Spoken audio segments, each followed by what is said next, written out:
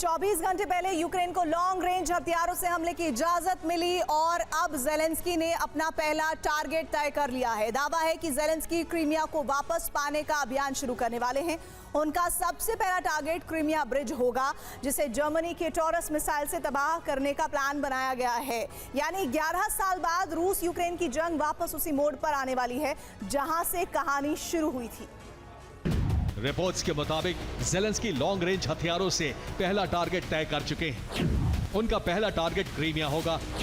Zelensky Crimea को वापस पाने का मिशन शुरू करेंगे। ज़ेलेंस्की का पहला लक्ष्य क्रीमिया को रेल और सड़क मार्ग से काटना होगा, जिसके लिए वो सबसे पहले कर्च ब्रिज को टारगेट करेंगे। दरअसल कर्च ब्रिज रूस को क्रीमिया से जोड़ने वाला इकलौता मार्ग है। इसके ध्वस्त होते ही रूस का कनेक्शन क्रीमिया से पूरी तरह कट जाएगा। क्रीमिया में रूस के 7 ठिकाने सबसे अहम हैं, जो यूक्रेन के टारगेट पर होंगे। उनमें 5 एयरबेस, 1 नेवल बेस और एक सबसे बड़ा हथियार डिपो शामिल है। 5 एयरबेस में बेलबेक एयरबेस, साकी एयरबेस, काचा एयरबेस, किरोव्स्की एयरबेस और जानकोई एयरबेस शामिल है।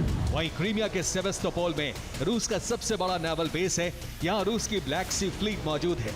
यह भी यूक्रेन के टारगेट पर होगा। पेरीवाइन में रूस का बड़ा हथियार डिपो मौजूद है। दावा है कि यहां 1 लाख टन बारूद मौजूद है। इसे भी ज़ेलेंस्की तबाह करने की कोशिश करेंगे।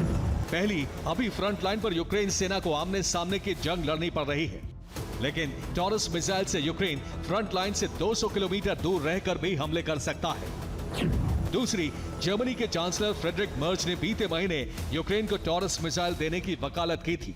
साथ ही उन्होंने कहा था कि इससे यूक्रेन को कर्च ब्रिज और क्रीमिया को निशाना बनाना आसान होगा।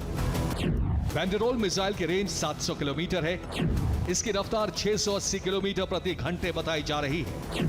यह अपने साथ 150 किलो वॉरहेड लेकर जाने में सक्षम है।